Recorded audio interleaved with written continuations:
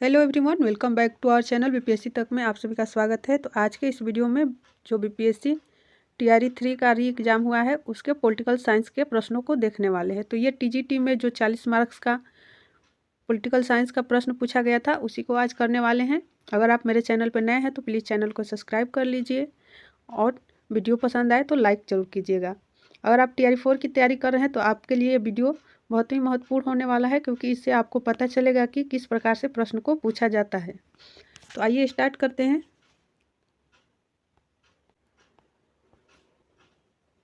पहला क्वेश्चन पूछा गया था कि संसदीय सर्वोच्चता के सिद्धांत का अनुसरण निम्न में से किस देश में किया जाता है। किस देश में संसद को सर्वोच्च माना जाता है? तो इसका राइट आंसर हो जाएगा ऑप्शन ए, ब्रिटेन में।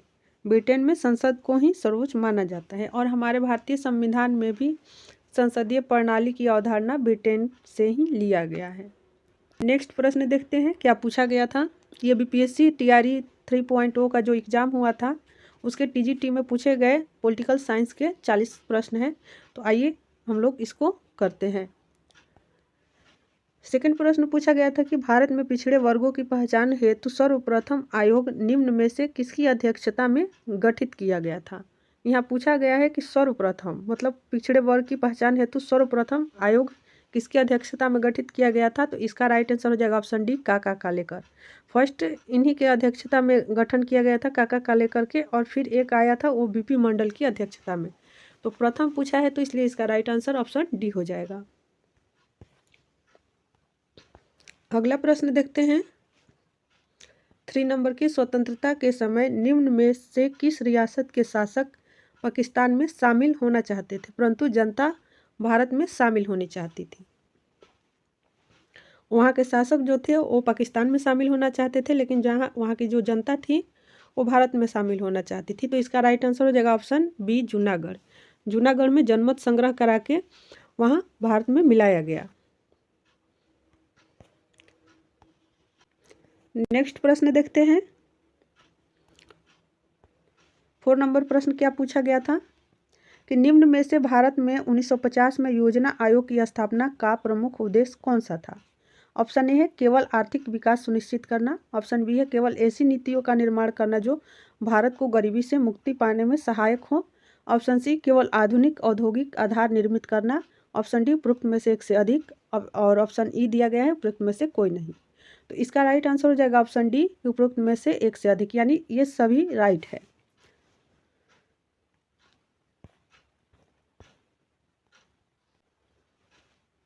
नेक्स्ट प्रश्न देखते हैं। निम्न में से गांधी जी की स्वतंत्र भारत में संविधान से कौन सी अपेक्षा थी, यानी स्वतंत्र भारत के संविधान से महात्मा गांधी को किस चीज़ की अपेक्षा थी।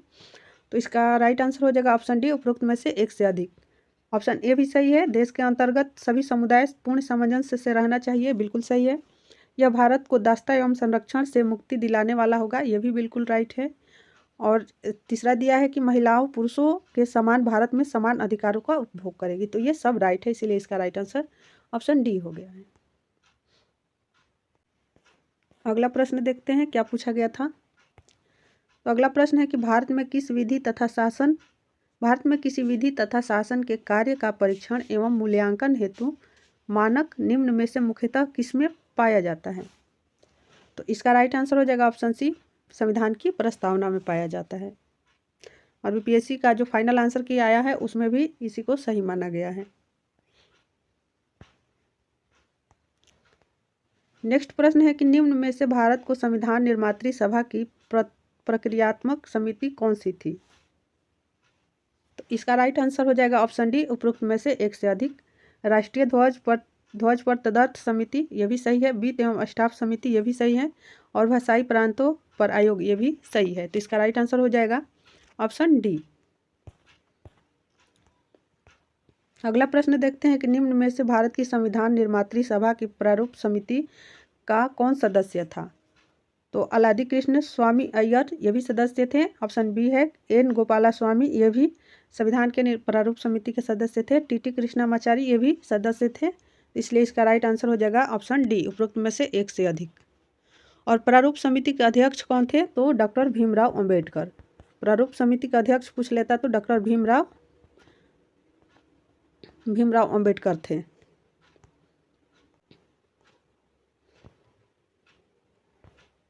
नेक्स्ट प्रश्न देखते हैं 9 नंबर।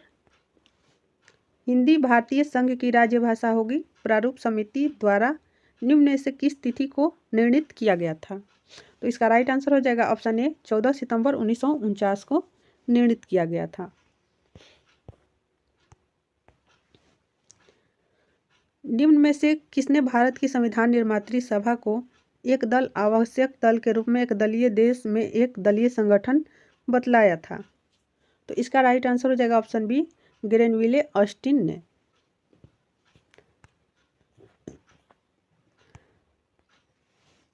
अगला प्रश्न देखते हैं 11 नंबर की। भारत के संविधान की प्रस्तावना निम्न में से किसके बारे में भारत के लोगों को आश्वासित करती है? ऑप्शन ए दिया है कि राष्ट्र की एकता एवं अखंडता के बारे में। ऑप्शन बी दिया है कि व्यक्तियों की गरिमा के बारे में, ये भी राइट है। ऑप्शन सी दिया है कि लोगों के समान अवसर एवं अवसर के बारे में। तो इसका राइट आंसर ऑप्शन डी होगा, उपरोक्त में से एक से अधिक। सारे ऑप्शन सही है। अगला प्रश्न देखते हैं।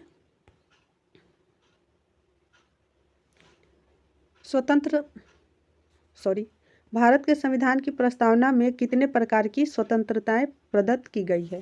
तो इसका राइट आंसर हो जाएगा ऑप्शन सी 5 प्रकार के। भारत के जो संविधान प्रस्तावना है उसमें 5 प्रकार की स्वतंत्रता दी गई है। 3 प्रकार की न्याय दिया गया है, 2 प्रकार की समता दिया गया है और 5 प्रकार की स्वतंत्रता दिया गया है।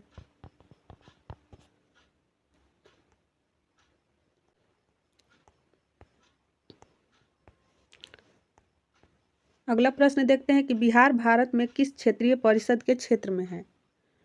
ऑप्शन ए है केंद्रीय क्षेत्रीय परिषद के क्षेत्र में। ऑप्शन बी है उत्तरी क्षेत्रीय परिषद के क्षेत्र में। ऑप्शन सी है पूर्वी क्षेत्रीय परिषद के क्षेत्र में। ऑप्शन डी है उपरोक्त में से एक से अधिक। ऑप्शन ई है उपरोक्त में से कोई नहीं। तो इसका राइट आंसर हो जाएगा ऑप्शन सी पूर्वी क्षेत्रीय परिषद के क्षेत्र में बिहार आता है। अगला प्रश्न देखते हैं।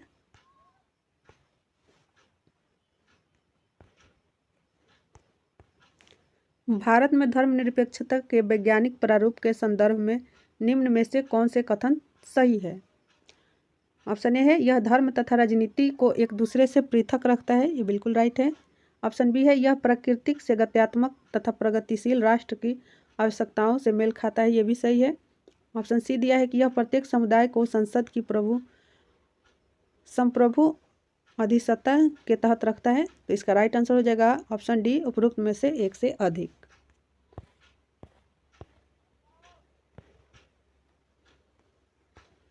नेक्स्ट प्रश्न है कि निम्न में से भारत में लोकतांत्रिक निर्वाचनों की प्रमुख विशेषता कौन सी है? ऑप्शन ए है कि ऐसे निर्वाचनों में मतदाता को नियमित अंतराल पर वास्तविक चयन के अवसर प्राप्त होते हैं। ऐसे निर्वाचनों में प्रत्येक व्यक्ति को वोट के समान महत्व के साथ साथ वोट देने का अधिकार रखता है। ये सही है ऑप्शन। ऐसे निर्वाचन स्वतंत्र एवं निष्पक्ष तरीके से आयोजित किए जाते हैं। तो ये भी सही है। तो इसलिए इसका राइट आंसर हो जाएगा ऑप्शन डी उपरोक्त में से एक से अधिक। अगला प्रश्न देखते हैं कि निम्न में से कौन सा कथन देश में राजनीतिक प्रतियोगिता के बारे में सत्य है? ऑप्शन ए दिया गया है कि यह राजनीतिक व्यवस्था को लंबे समय में कार्य करने हेतु अच्छे से अच्छा बनाते हैं। ऑप्शन बी दिया गया है कि यह भविष्य के नेताओं के चयन का मार्ग प्रशस्त करते हैं। यह लोगों को उनकी सेवा हेतु पुरस्कृत करने अथवा ऐसा न करने वालों को दंडित करने का अवसर प्रदान करते हैं। तो ये दोनों सही है। इसलिए इसका राइट आंसर हो जाएगा ऑप्शन डी उपरोक्त में से एक से अधिक।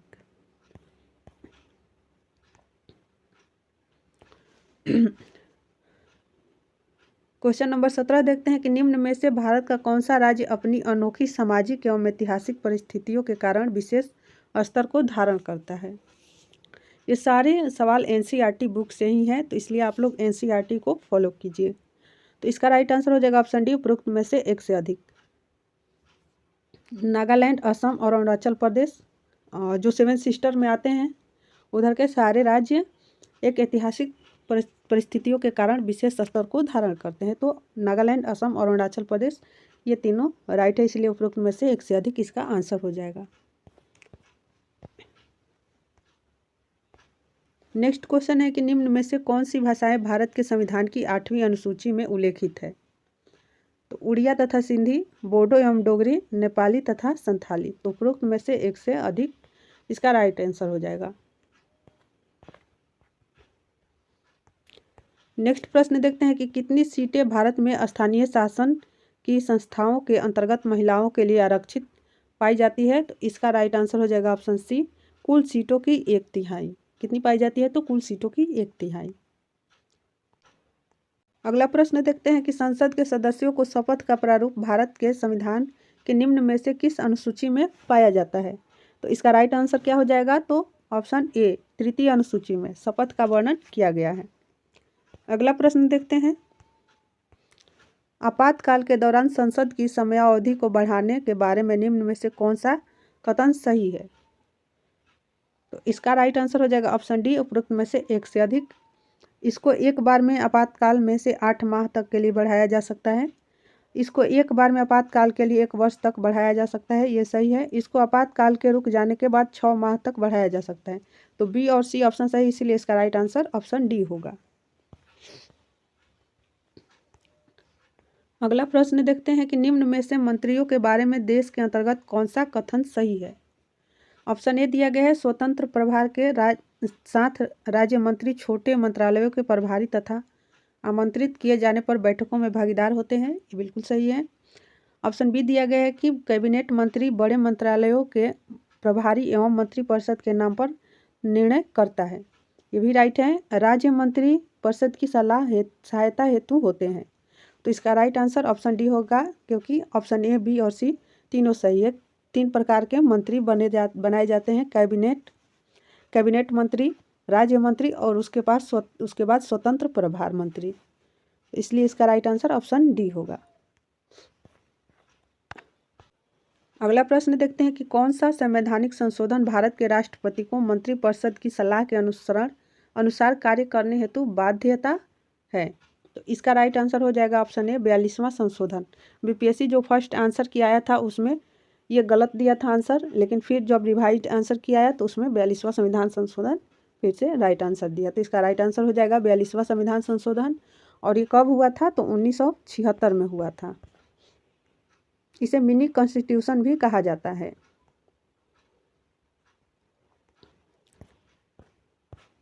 अगला प्रश्न देखते हैं, निम्न में से कौन से प्रावधान भारत में न्यायपालिका को स्वतंत्रता हेतु पाए जाते हैं? ऑप्शन ए है, न्यायाधीशों के वेतन एवं भत्ते संचित निधि पर निर्धारित होता है और वे पदावकाश ग्रहण करने के उपरांत वकालत नहीं कर सकते हैं। इनमें संवैधानिक नियुक्तियां होती है, बिल्कुल सही। ऑप्शन ए भी सही है, बी भी सही है। ऑप्शन सी, अपने न्यायिक व्यवहार के प्रति धृष्ट आलोचना से मुक्त होना, ये भी सही है। तो इसका राइट आंसर हो जाएगा ऑप्शन डी, उपरोक्त में से एक से अधिक।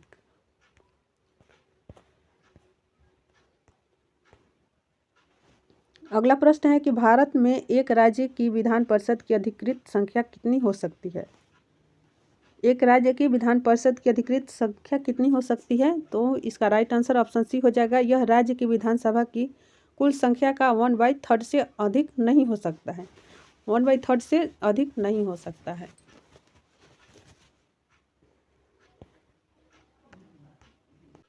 नेक्स्ट प्रश्न है, यहाँ थोड़ा सा कट गया है कि भारत में निम्न में से कौन सा कथन प्राण एवं दैहिक स्वतंत्रता के संरक्षण के अधिकार के बारे में सही है?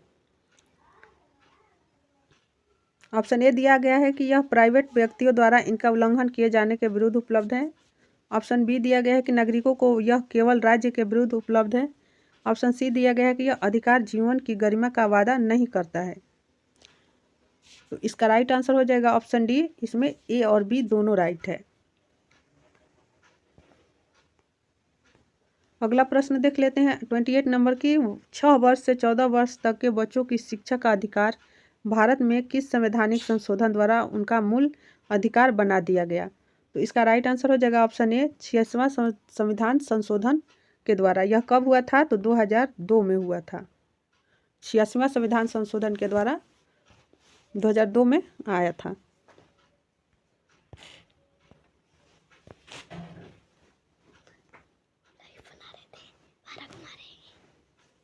अगला प्रश्न देखते हैं, निम्न में से भारतीय राजनीतिक दलीय व्यवस्था के मुख्य चुनौती कौन सी है? ऑप्शन ए है कि दलों में सर्वप्रथम होने के लिए गत्यात्मक उत्तराधिकार की व्यवस्था का अभाव। ऑप्शन बी है कि दलों के अंतर्गत आंतरिक लोकतंत्र का अभाव। ऑप्शन सी है दलों में विशेषतः निर्वाचनों के दौरान धन तथा भुजबल की बढ़ती हुई भूमिका। तो इसका राइट आंसर ऑप्शन डी हो जाएगा, इनमें से सभी सही है। अगला प्रश्न है कि निम्न में से भारत में किसको लोकतंत्र की उपलब्धि कहा जा सकता है। ऑप्शन ए है देश में आर्थिक विकास तथा असमानता एवं गरीबी का ह्रास होना, बिल्कुल राइट है। ऑप्शन बी है देश में वैध, जिम्मेदार एवं उत्तरदायी सरकार का गठन होना, यह भी राइट है। ऑप्शन सी है नागरिकों की गरिमा एवं स्वतंत्रता के साथ साथ सामाजिक विभिन्नताओं हेतु देश में अनुग्रहित शासन का अस्तित्व होना, बिल्कुल राइट है। तो इसलिए इसका राइट आंसर ऑप्शन डी होगा, इनमें से एक से अधिक।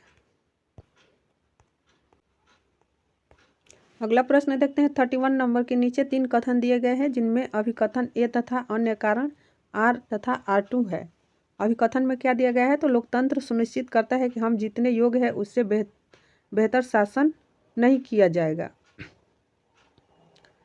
ऑप्शन 2 है न्याय हेतु मानव की क्षमता लोकतंत्र को संभव बनाती है। 3 दिया गया है R2 कथन, कारण दिया गया है अन्याय के प्रति मानव का झुकाव लोकतंत्र को आवश्यक बना देता है। तो इसका राइट आंसर हो जाएगा ऑप्शन डी, उपरोक्त में से। नेक्स्ट प्रश्न देखते हैं कि निम्न में से किसने कहा था कि लोकतंत्र सर्वोत्तम है, यह संदेह से परे है। तो इसका राइट आंसर हो जाएगा ऑप्शन सी, जेके गिलवर्थ ने। अगला प्रश्न है 33 नंबर, सूची 1 को सूची 2 से मिलान करना है। तो इसका राइट आंसर आपको बता देती हूँ। इसका राइट आंसर हो जाएगा ऑप्शन बी, ए का ए, बी का 2 और सी का 3 और डी का 4।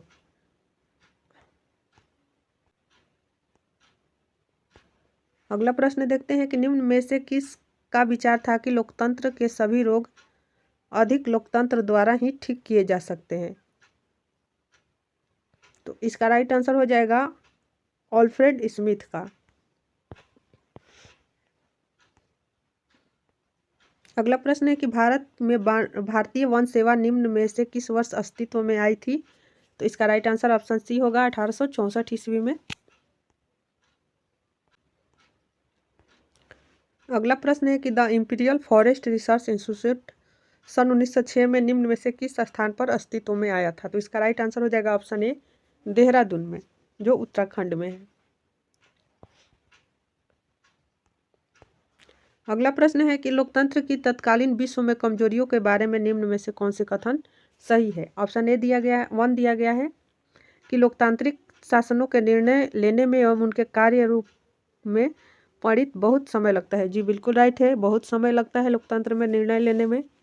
ऑप्शन 2 दिया गया है कि राजनीतिक दल अधिकांशतः लोकतांत्रिक शासनों और अनैतिक एवं शक्तिहीन बनाते हैं, ये भी राइट है। ऑप्शन 3 में दिया गया है कि उनमें क्षेत्रीय हित राष्ट्रीय हितों से अधिक शक्तिशाली हो जाते हैं, ये भी राइट है। जो नेता जिस क्षेत्र का होता है उस क्षेत्र का विकास ज़्यादा करता है या उस क्षेत्र में काम करता है, लेकिन दूसरे क्षेत्र का हेल्प भी नहीं करता है। तो इसलिए इसका राइट आंसर हो जाएगा ऑप्शन डी, उपरोक्त में से एक से अधिक।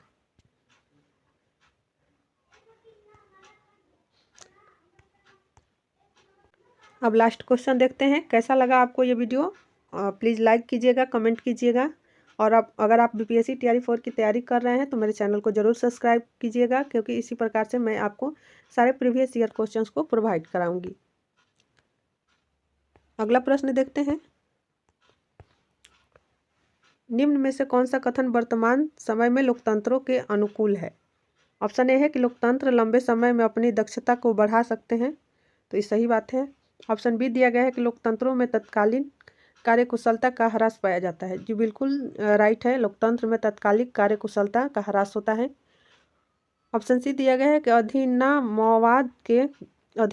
मवाद के चयन के स्थान पर लोकतंत्र के अंतर्गत आवश्यक सुधारों को किए जाने की आवश्यकता है, बिल्कुल राइट है। इसलिए इसका राइट आंसर ऑप्शन डी होगा, उपरोक्त में से एक से अधिक। तो आज का ये पॉलिटी का जो टीजीटी में पूछा गया था उसका 40 क्वेश्चन हमने करा दिया है। तो कैसा लगा ये वीडियो, अगर वीडियो अच्छा लगा हो तो प्लीज़ मेरे चैनल को लाइक, कमेंट और सब्सक्राइब जरूर कीजिएगा।